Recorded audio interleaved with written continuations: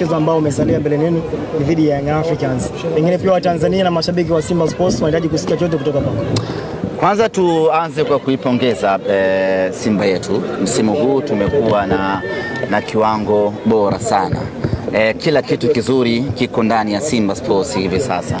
Unapozungumzia kocha bora wa ligi kuu ya NBC unamzungumzia Fadlu Davis.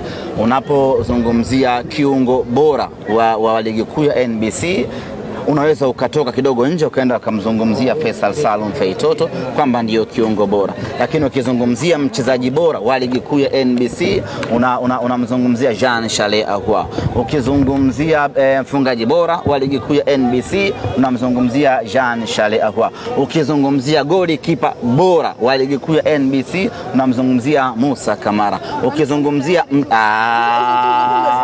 Ukizungumzia msemaji bora wa ligi kuu ya NBC unazungumzia Ahmed Ali. Kwa hiyo tumekuwa na msimu wa mafanikio sana kwa Simba Sports Club.